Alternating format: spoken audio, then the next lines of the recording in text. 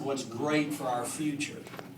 We're also celebrating our 200th birthday this year, as all of you know. 200 great years of history for Louisiana, and over those 200 years, we've learned a lot. We've learned the importance of states making decisions as to their destiny. We've learned a lot about the sacredness of the Constitution of this state and this great nation. We've learned that less government is better government, and government that governs at the local level is best. There's another anniversary on the cusp, though. The anniversary of Obamacare. One that we do not celebrate at the same degree that we do our 200th birthday. The Patient Protection and Affordable Health Care Act that neither protects patients or is affordable, a $1.76 trillion cost, $0.76 trillion. It's unexplainable, it's unacceptable, it's unaffordable. We can't afford it, we can't explain it, we can't accept it, but we can repeal it. And under the leadership of President Mitt Romney.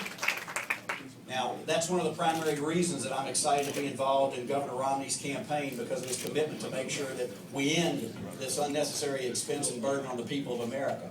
But also because of his experience in leadership as a businessman, as a progressive governor of a blue state, as a red governor, cutting taxes, setting priorities, reducing government, improving his effectiveness.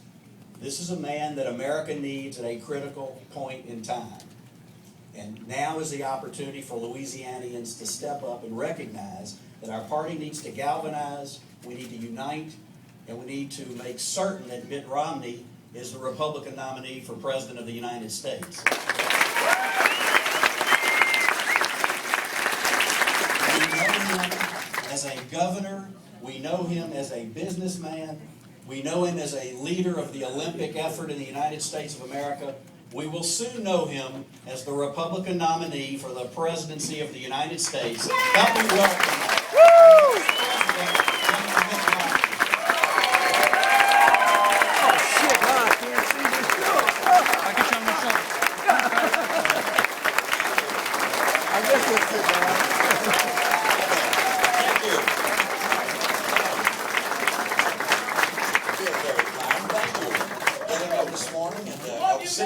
Sit down, get down there. There you go. I love you too. Who was it that said that? Appreciate the chance to be with you this morning and to chat with you a bit about health care and Obamacare. But I wanted to say thanks first to Scott Sewell, who has been my chairman of the state more than one time, several times. And thanks to Lieutenant Governor Jay Darden for welcoming you here and introducing me. Got some good shots of your head, by the way. In this effort, it's important that we get a Republican in the White House and get this country back on track with good jobs and a bright future. And I intend to be one Republican.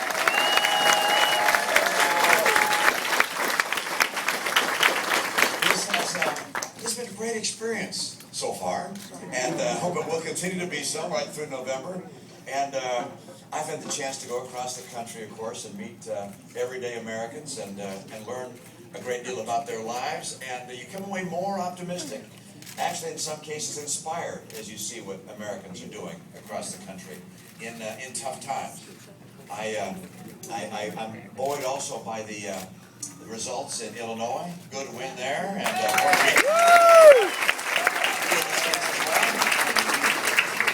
I was in Illinois speaking with folks there. I met one couple that was talking about their lives. They have a couple of kids in college, and mom had stayed home to help raise the kids, but now they were in college. She had decided to get out into the workforce again, and they're living on a pretty thin margin. But she is working so that her kids can go to college without having to amass massive loans. And I thought, isn't that interesting? You know, a mom who's raised the kids is now taking her time away from herself, going out to the workforce, and basically paying the extent possible for her kids' education. It's remarkable what people in this country will sacrifice for their kids and sacrifice for the future. I've met entrepreneurs of interest and significance. I met one guy who was an executive at an advertising agency and decided to leave the advertising agency and start a business with his son. They make amplifiers for guitars. You know, these speakers that go with electric guitars. That's what he and his son make and sell around the country. And they had 2 employees, but then in the Obama economy, they had to lay off the other 2 employees. And so they're just doing it on their own. He did an interesting calculation, by the way.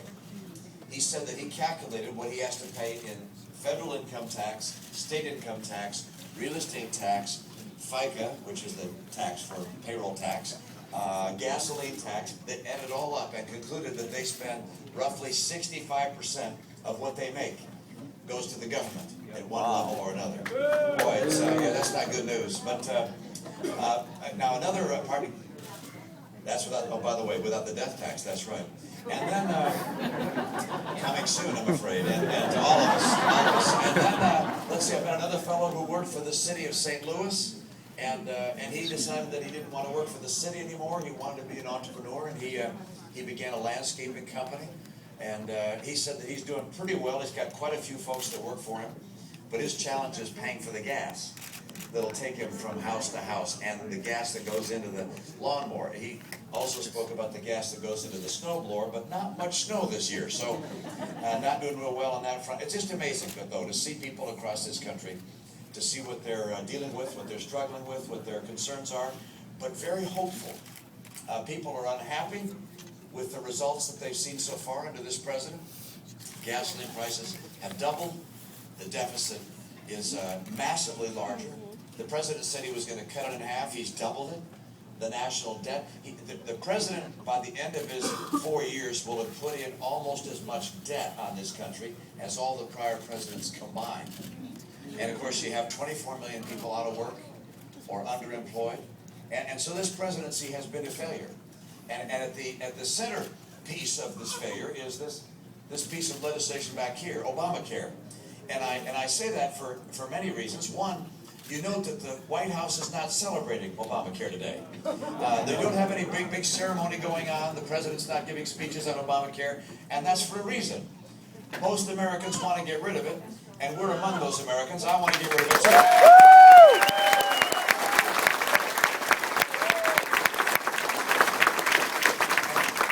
And there are a lot of reasons for that.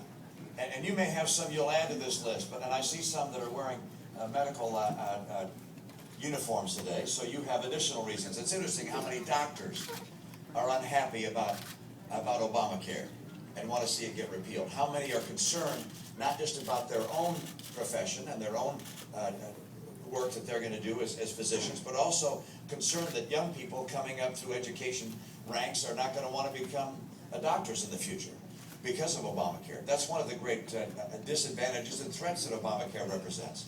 There's another that was pointed out by Marco Rubio, the senator from Florida. He said, you know, even if Obamacare were a perfect piece of legislation, and it's not, he said we can't afford $1 trillion of new federal spending. And we've just learned from the CBO it's not $1 trillion. It's more like double that. And so the critics were right, and the advocates were wrong. Obamacare is massively more expensive than had been originally estimated, and we cannot afford more government spending. We also can't afford more taxes. The president raised $500 billion in taxes to pay for Obamacare. And you think, well, that's just going to the companies out there that are providing health care products. But those companies have to get paid for the products they sell, and they will add to the products they sell the cost of the additional taxation. Yeah. And by the way, it's not a tax on their profit. It's a tax on their sales. And as a result, this goes directly into the price of the goods that are going to be coming to all of us who use healthcare products, and at some point or the other, all of us will. So it's a tax on all of us. The president also said when he was pushing for Obamacare that if we wanted to keep the healthcare we had, why, you'd be able to do that. Except now we know, by survey, they've gone out to employers and said, are you going to change things after Obamacare gets put in place? And 30% of employers said they're going to drop the coverage for their employees when Obamacare is installed. So for those Americans that thought they were going to be able to keep the health care they wanted, they're going to be surprised when their employer drops them from the health care coverage they've had. This is a piece of legislation which is very different than what people were told when it was being sold by the administration. And and it's one more reason why I think it needs to be repealed. We learned some other things about it in the last few weeks.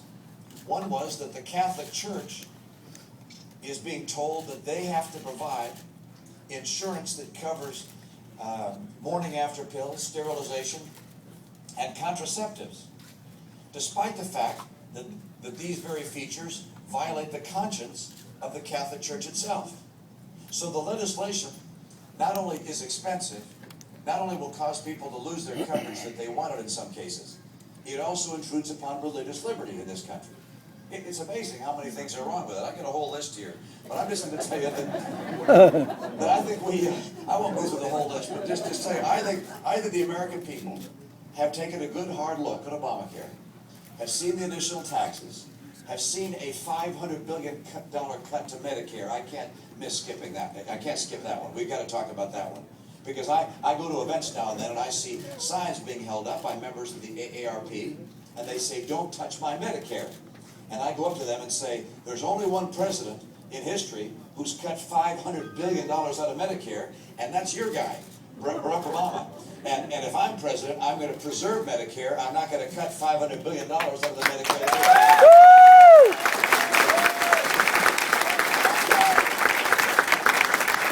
And so it's critical that we repeal Obamacare, and by the way, also replace it. It's not just repealing it. I think I'm the only person in this race who's actually laid out what I would replace it with. And I want to describe for you a couple of things I would do that I think will improve our health care system and replace Obamacare. You probably have heard that on day one I intend to give a waiver from Obamacare to all 50 states. This is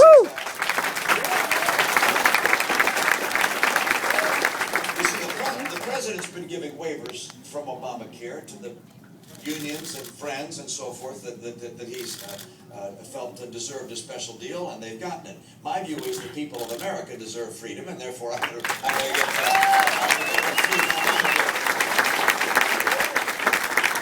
You might ask, how are you going to care, Mitt, for the people who are uninsured and poor? What kind of health care opportunity are they going to have if we repeal Obamacare? Well, I'm going to return to the states the authority and the responsibility that states have always had to care for their poor and their uninsured. States will experiment, as was intended by our Constitution. We'll learn from one another. We'll have good plans and bad plans. We'll compare them, and ultimately states will begin to select those things which work best for their people. There are differences between states. In my state, we had roughly 7 to 8% of our population uninsured. And so the solution for Massachusetts is quite different than, let's say, the solution for Texas, where 25% of the people are uninsured.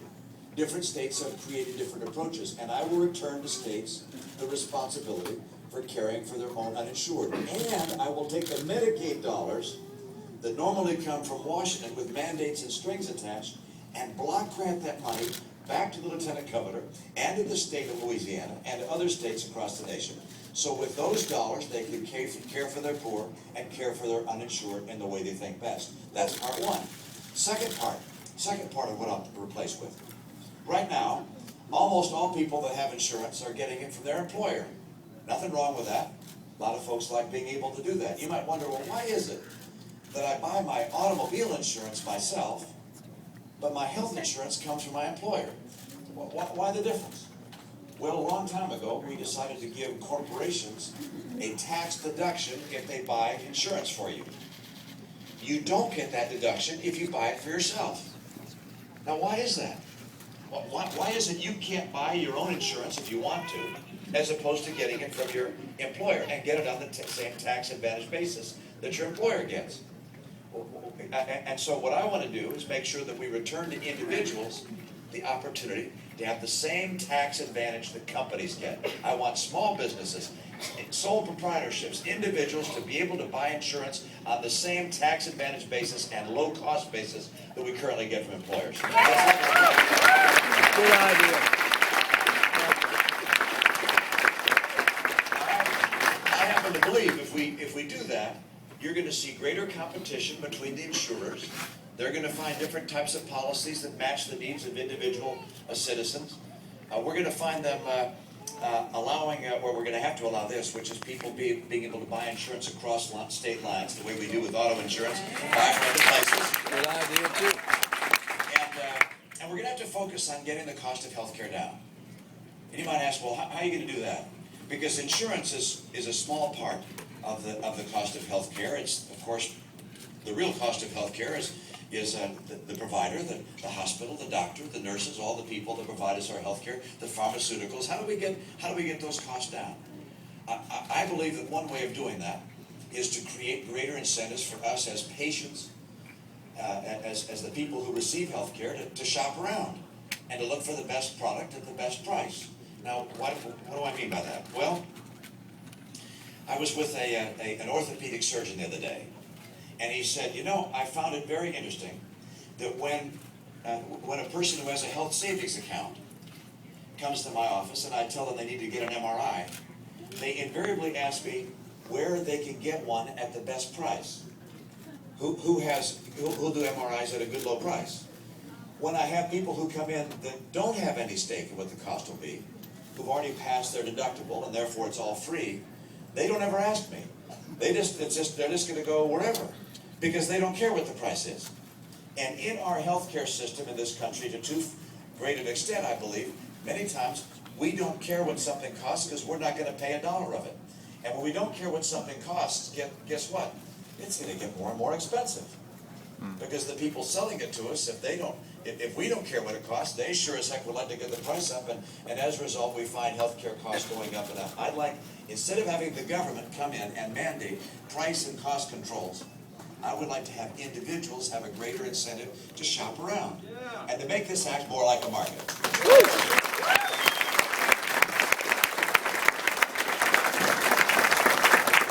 Obamacare, in my opinion, is simply the wrong direction.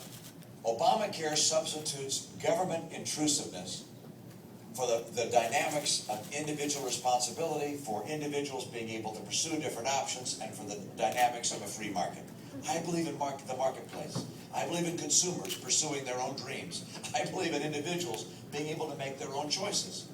And so as I look at this administration, I see Obamacare as one more example of a president pursuing his attack on economic and personal liberty. This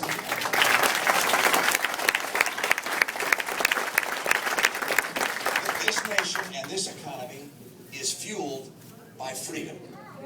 Free people pursuing their dreams, living their lives in the way they think best, would have driven America to be the most powerful nation economically and militarily on the planet. When the founders crafted the Declaration of Independence, they chose carefully their words. We were endowed by our Creator with our rights, not by the state, not by the king, but by our Creator. And among those rights were life, liberty, and the pursuit of happiness.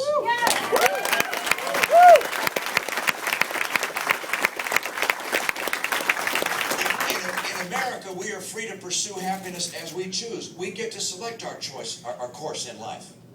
And by virtue of that, people for hundreds of years have come to this place seeking freedom, seeking opportunity, seeking a brighter future for their children. And by virtue of them doing that and coming here with this entrepreneurial, pioneering, innovative spirit, they built enterprises, had innovations that changed the world. That's who we are. And as you crush that, if by bureaucrat, tax by tax, regulation by regulation, you crush that entrepreneurial, innovative spirit. You crush what it is that has driven America to be the economic powerhouse of the world. And that's what's happening. Every innovation is the product of a dream, of someone who had an idea. And dreams are fragile things. And this administration, with its taxing and regulation and overwhelming burdens of laws like Obamacare, crushes dreams and dreamers. And we got to stop it and restore to America the principles that made us the hope of the earth. And I will.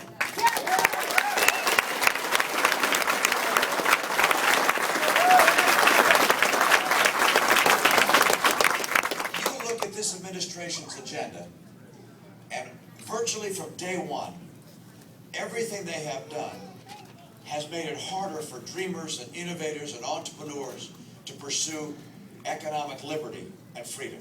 Whether it was proposing higher taxes. Most recently, they raised taxes. They're doing it again. The president wants to raise the marginal tax rate from 35% to 40%.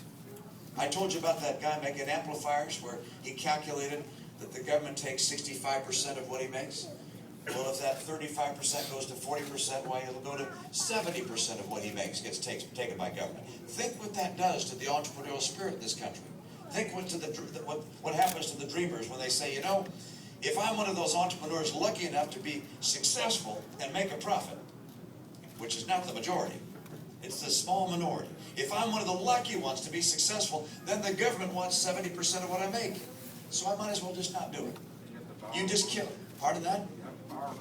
And you got to borrow the money anyway to do it. It's like I've got to borrow the money, and then I got to pay that back, and then if I'm successful, I got to pay the government 70%. It's when you compare the risk with the return, a lot of people are going to say, I'm not going to do it.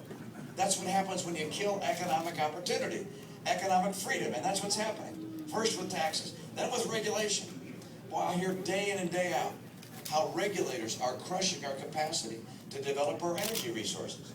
I mean, the regulators and the president said no to the Keystone Pipeline, for Pete's sakes. Bringing in oil from Canada. How in the world do we miss that test? I mean, this is just... And now the president is saying, well, he's going to build the bottom half of that. They're going to get the oil there.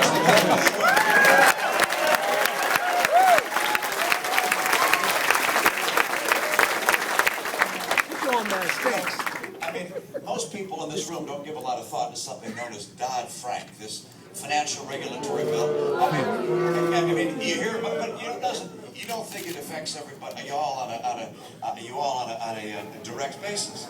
I mean, you all. I'm not.